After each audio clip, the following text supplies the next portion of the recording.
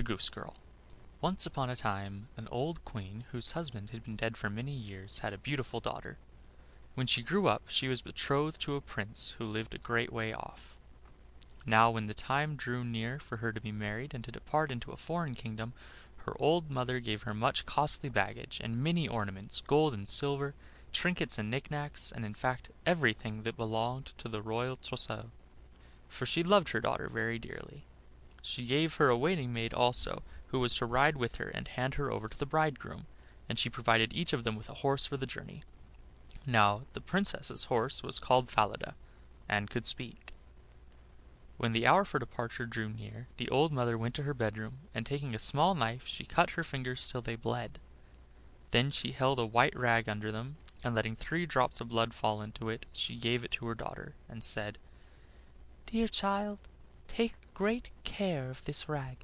It may be of use to you on the journey." So they took a sad farewell of each other, and the princess stuck the rag in front of her dress, mounted her horse, and set forth on the journey to her bridegroom's kingdom. After they had ridden for about an hour, the princess began to feel very thirsty, and said to her waiting maid, "Pray, get down and fetch me some water in my golden cup out of yonder stream. I would like a drink." "If you're thirsty," said the maid, "dismount yourself and lie down by the water and drink. I don't mean to be your servant any longer."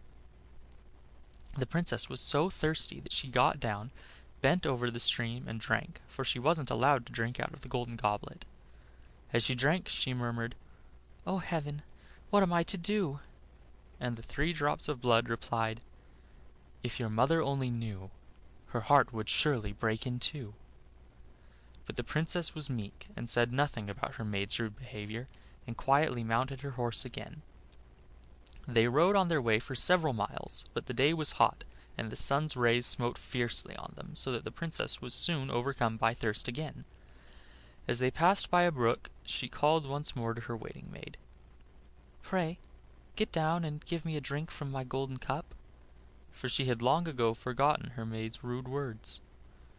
But the waiting maid replied, more haughtily than ever before, "If you want a drink, you can dismount and get it. I don't mean to be your servant." Then the princess was compelled by her thirst to get down, and bending over the flowing water she cried and said, "Oh heaven, what am I to do?" And the 3 drops of blood replied, "If your mother only knew, her heart would surely break in two." And as she drank thus, and leaned right over the water, the rag containing the 3 drops of blood fell from her bosom and floated down the stream, and she in her anxiety never even noticed her loss. But the waiting maid had observed it with delight, as she knew it gave her power over the bride, for in losing the drops of blood the princess had become weak and powerless.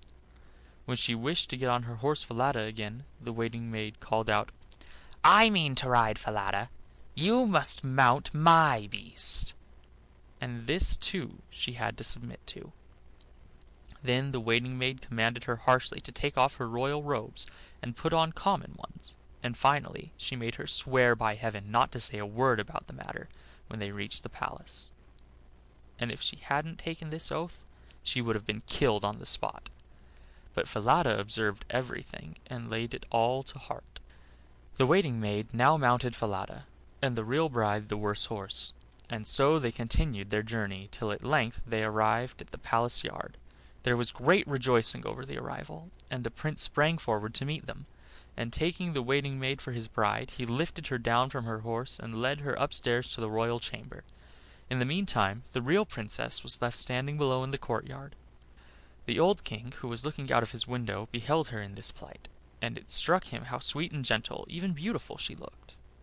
He went at once to the royal chamber and asked the bride who it was she had brought with her, and had left thus standing in the court below. "Oh," replied the bride, "I brought her with me to keep me company on the journey. Give the girl something to do, that she may not be idle." But the old king had no work for her, and couldn't think of anything, so he said, "I've a small boy who looks after the geese. She'd better help him." The youth's name was Curdken, and the real bride was made to assist him in herding geese. Soon after this the false bride said to the prince, "Dearest husband, I pray you grant me a favor." He answered, "That I will." "Then let the slaughterer cut off the head of the horse I rode here upon, because it behaved very badly on the journey." But the truth was she was afraid lest the horse should speak and tell how she had treated the Princess. She carried her point, and the faithful Falada was doomed to die. When the news came to the ears of the real Princess, she went to the slaughterer and secretly promised him a piece of gold if he would do something for her. There was in the town a large dark gate through which she had to pass night and morning with the geese. Would he kindly hang up Falada's head there, that she might see it once again? The slaughterer said he would do as she desired, chopped off the head, and nailed it firmly over the gateway. Early the next morning, as she and Curdken were driving their flock through the gate, she said as she passed under, "O Falada, 'tis you hang there?" And the head replied, "'Tis you. Pass under, Princess fair. If your mother only knew, her heart would surely break in two." And she left the tower and drove the geese into a field. And when they had reached the common where the geese fed, she sat down and unloosed her hair, which was of pure gold. Curdken loved to see it glitter in the sun, and wanted much to pull some hair out.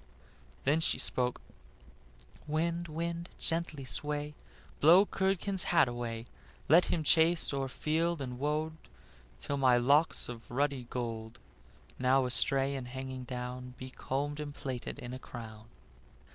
Then a gust of wind blew Curdken's hat away, and he had to chase it over hill and dale.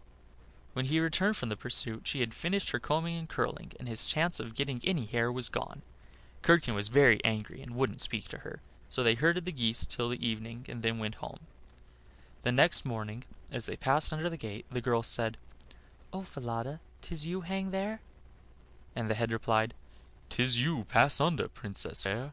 If your mother only knew, her heart would surely break in two." Then she went on her way till she came to the common, where she sat down and began to comb out her hair. Then Curdken ran up to her and wanted to grasp some of the hair from her head, but she called out hastily, "Wind, wind, gently sway, blow Curdken's hat away, let him chase o'er field and wold, till my locks of ruddy gold, now astray and hanging down, be combed and plaited in a crown." Then a puff of wind came and blew Curdken's hat far away, so that he had to run after it. And when he returned, she had long finished putting up her golden locks, and he couldn't get any hair, so they watched the geese till it was dark. But that evening, when they got home, Curdken went to the old king and said, "I refuse to herd geese any longer with that girl."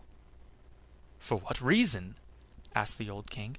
"Because she does nothing but annoy me all day long," replied Curdken, and he proceeded to relate all her iniquities, and said, "Every morning as we drive the flock through the dark gate, she says to a horse's head that hangs on the wall, 'O Falada, 'tis you hang there?' And the head replies, "'Tis you pass under, Princess fair. If your mother only knew, her heart would surely break in two." And Curdken went on to tell what passed on the common where the geese fed, and how he had always to chase his hat. The old king bade him go and drive forth his flock as usual the next day. And when morning came, he himself took up his position behind the dark gate, and heard how the Goose-Girl greeted Falada. Then he followed her through the field, and hid himself behind a bush on the common. He soon saw with his own eyes how the Goose-Boy and Goose-Girl looked after the geese, and how after a time the maiden sat down and loosed her hair, that glittered like gold, and repeated, "Wind, wind, gently sway, blow Curdken's hat away, let him chase o'er field and wold, till my locks of ruddy gold, now astray and hanging down, be combed and plaited in a crown." Then a gust of wind came and blew Curdken's hat away, so that he had to fly over hill and dale after it, and the girl, in the meantime, quietly combed and plaited her hair. All this the old king observed, and returned to the palace without anyone having noticed him. In the evening, when the Goose-Girl came home, he called her aside, and asked her why she behaved as she did. "I may not tell you why. How dare I confide my woes to anyone? For I swore not to by heaven, otherwise I should have lost my life." The old king begged her to tell him all, and left her no peace, but when he could get nothing out of her, at last he said, "Well, if you won't tell me, confide your trouble to the iron stove there." And he went away, and she crept to the stove, and began to sob and cry, and to pour out her poor little heart, and said, "Here I sit, deserted by all the world. I who am a king's daughter, and a false waiting maid has forced me to take off my own clothes, and has taken my place with my bridegroom, while I have to fulfill the lowly office of Goose-Girl. If my mother only knew, her heart would surely break in two." But the old king stood outside at the stove chimney and listened to her words. Then he entered the room again, and bidding her leave the stove, he ordered royal apparel to be put on her, in which she looked amazingly lovely. Then he summoned his son, and revealed to him that he had got the false bride, who was nothing but a waiting maid, while the real one, in the guise of the ex-Goose-Girl, was standing at his side. The young king rejoiced from his heart when he saw her beauty, and learned how good she was, and a great banquet was prepared, to which everyone was bidden. The bridegroom sat at the head of the table, the princess on one side of him, and the waiting maid on the other side, but she was so dazzled that she did not recognize the princess in her glittering garments. Now when they had eaten and drunk, and were merry, the old king asked the waiting maid to solve a knotty point for him. "What," he said, "should be done to a certain person who has deceived everyone?" And he proceeded to relate the whole story, ending with, "Now what sentence should be passed?" Then the false bride answered, "She deserves to be put stark naked into a barrel lined with sharp nails, which should be dragged by 2 white horses up and down the street till she is dead." "You are the person," said the king, "and you have passed sentence on yourself, and even so shall it be done to you." And when the sentence had been carried out, the young king was married to his real bride, and both reigned over the kingdom in peace and happiness. End of The Goose-Girl.